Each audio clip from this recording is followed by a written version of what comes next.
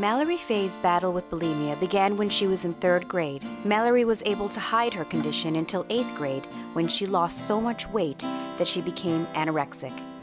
I was as young as 4 years old when I was in dance class, and I had this just wrong perception of my body, and I was bullied on the way that I looked. I would just compare myself to every single person in the room.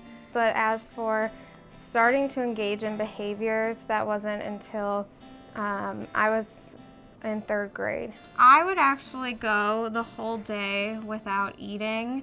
I was embarrassed what people would be thinking about me, and I would come home from a long day and be so hungry, and I would just binge on anything I could find.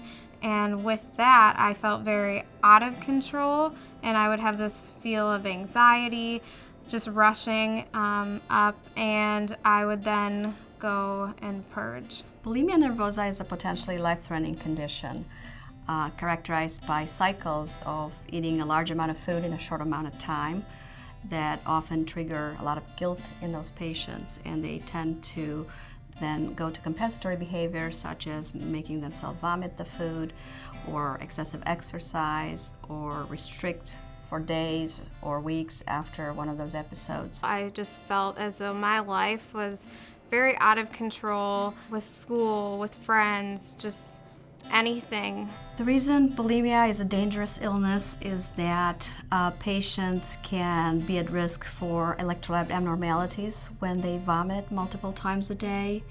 That can also cause cardiac arrhythmia.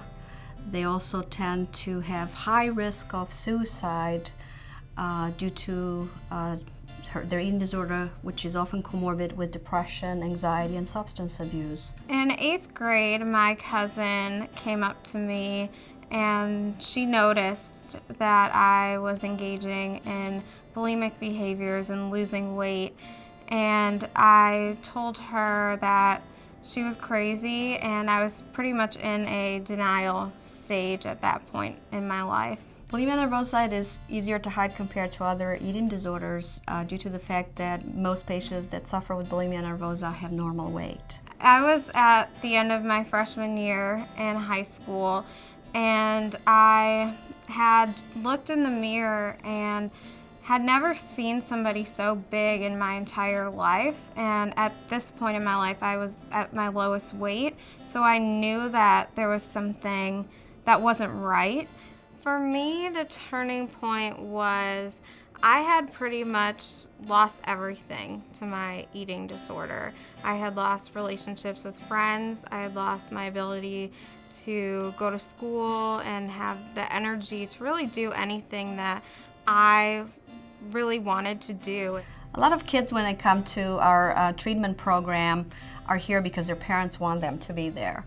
She was here because she wanted the help. She was here because she wanted to change her life and move on. She had goals in her life that she was looking forward to, and that helped her in her motivation for recovery. I learned traits that I wanted to possess in the future, somebody who I wanted to be, and that was really helpful for me to look at my future as something hopeful and something bright and positive.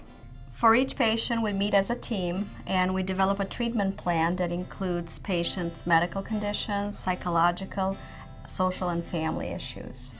We do have the opportunity for those patients that if they have other conditions such as self-injury, anxiety, substance abuse, to actually cross-track between other programs in our facility.